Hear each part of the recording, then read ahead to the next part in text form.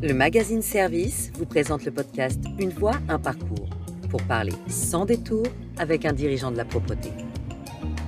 L'épisode d'aujourd'hui vous est proposé par Karcher.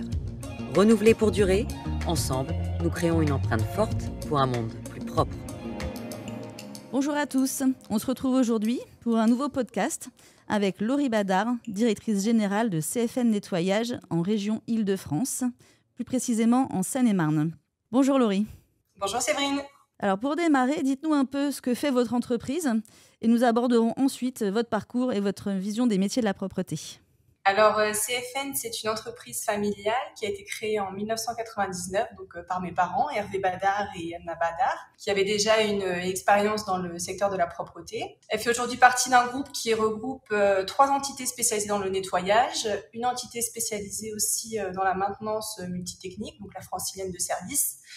Et on a aussi une entité spécialisée dans la communication visuelle et signalétique, Purecom. Voilà, donc pour vous parler plus spécifiquement de CFN, donc l'entreprise est installée à Cervon. Elle est spécialisée dans le nettoyage industriel et les services associés pour une typologie de clients assez variée.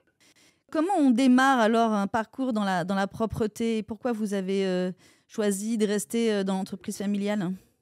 J'ai toujours grandi avec le secteur de la propreté en toile de fond parce que mes parents, qui sont les fondateurs de l'entreprise, ont créé l'entreprise en 99, alors que j'avais tout juste 6 ans. C'est vrai que la propreté et l'ambiance entrepreneuriale ont toujours été présentes dans ma vie et au cours de mon développement professionnel et personnel aussi. J'ai fait des études dans le marketing. J'ai travaillé pendant quelques années pour 2 grandes marques de la grande distribution. Et puis, j'ai fait le choix en 2019 donc, de rejoindre l'entreprise familiale pour prendre le poste de directrice générale dans le cadre d'une transmission familiale. Voilà.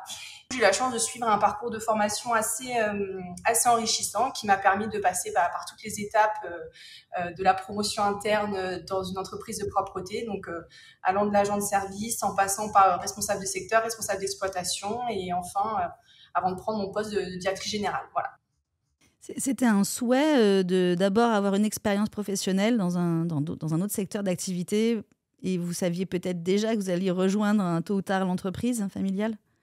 Oui, je pense que c'était une volonté peut-être aussi de faire mes preuves par moi-même, de se dire que c'était pas forcément une ligne toute tracée que de rejoindre l'entreprise familiale, mais c'est vrai que quand il a fallu faire un choix de changement d'entreprise, je me suis dit qu'est-ce que je fais ? Est-ce que je repars sur une expérience professionnelle dans un autre secteur ou je rejoins cette belle aventure qui m'attend ? Et c'est vrai que j'ai fait le choix de prendre mon courage à 2 mains et de sauter le pas et de rejoindre l'entreprise familiale avec tous les défis que ça représente aussi. Mais en tout cas, j'en suis ravie aujourd'hui. C'est une vraie belle réussite pour moi. Il y a quelque chose dans le secteur de la propreté qui vous plaît particulièrement, auquel vous êtes attaché ? C'est vrai qu'avant de rejoindre ce secteur-là, j'en avais pas du tout la vision que j'en ai aujourd'hui. Mais ce que j'aime le plus, c'est surtout la diversité des missions, la diversité des publics qu'on a la chance de rencontrer au fil du temps. La richesse des relations humaines aussi, ça me plaît beaucoup. Et ce que je touche aussi de plus en plus, c'est la taille et l'intérêt des défis qui attendent nos entreprises et le secteur en général. Voilà. Donc je me dis que j'ai aussi ma pierre à apporter à l'édifice, à ces projets-là, et c'est ça qui m'intéresse aussi. Il y a une nouvelle génération de repreneurs des entreprises familiales de propreté, vous pensez, qui justement apporte une vision un peu différente des choses, qui veut un peu moderniser, entre guillemets, les métiers ? Oui, je pense. Et puis, ce qui est bien, c'est que quand on a aussi eu la chance de travailler dans d'autres secteurs que la propreté, on peut apporter notre vision, notre expérience et aussi les bonnes pratiques qu'on a pu rencontrer ailleurs et qui permettent d'enrichir aussi le propre fonctionnement de nos entreprises. Est-ce qu'il y a un marché que vous avez remporté chez CFN Nettoyage dont vous êtes particulièrement fière ? Alors, plus qu'un marché remporté, je suis fière d'avoir su trouver avant tout ma place auprès de la clientèle historique de l'entreprise. J'ai vraiment mis un point d'honneur à rencontrer chaque client de longue date et à créer mon propre relationnel avec eux. La démarche était importante pour moi et puis l'objectif était vraiment de les rassurer sur la continuité des valeurs et de la philosophie de CFN après mon arrivée aux fonctions. Surtout dans le cas de notre taille d'entreprise, avec une taille d'entreprise intermédiaire, où l'on sait que le dirigeant est souvent un élément clé de la fidélisation des clients. Quelle est votre plus grande réussite professionnelle ? J'ai encore une jeune carrière dans le métier et au sein de l'entreprise, donc je pense que j'ai encore beaucoup de défis à relever. Je dirais ma plus grande réussite pour l'instant, malgré ma jeune expérience, c'est vraiment d'avoir su inculquer aux équipes qui étaient déjà présentes dans l'entreprise ma vision de la propreté et d'avoir réussi à les embarquer autour de projets de développement qui sont désormais dans l'air du temps, qui ont attrait par exemple à la digitalisation des processus métiers ou au développement d'actions RSE. Vous évoquez assez souvent donc les grands enjeux à venir. Pour vous, quel est le plus important ? Alors aujourd'hui, je dirais surtout l'attractivité de notre secteur vis-à-vis des jeunes générations. On sait qu'on a une pyramide des âges au niveau de nos agents de propreté qui commence à vieillir, voilà. Donc, et on a encore aujourd'hui du mal à recruter et à attirer les jeunes générations vers nos métiers.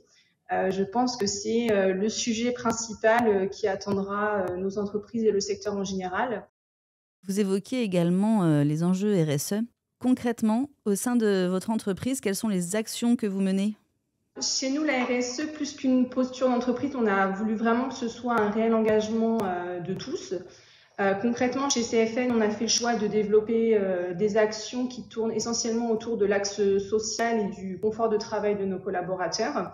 Aujourd'hui, on a plus de 95% de nos agents qui effectuent des missions pendant les périodes d'activité de nos propres clients. On a fait le choix récemment de déployer une gamme de produits sans composés organiques volatiles qui sont généralement présents dans les produits d'entretien conventionnels et qui, à force d'être utilisés de façon répétée sur de longues durées, peuvent provoquer des désagréments sur la santé respiratoire de nos agents. Le troisième axe qu'on développe aussi beaucoup, c'est la formation en interne, donc avec la création d'un pôle de formation en interne chez nous, avec une collaboratrice qui est 100% dédiée à cette mission-là. C'est important pour vous les innovations au niveau détergents, matériel, digitalisation ? Je pense que la démarche d'innovation doit être avant tout au service du confort et du bien-être de nos agents et de la création de valeur de nos clients. Donc oui, effectivement, c'est des sujets qui sont traités de façon prioritaire chez nous et pour lesquels on met une grande énergie à développer et à pérenniser dans l'entreprise.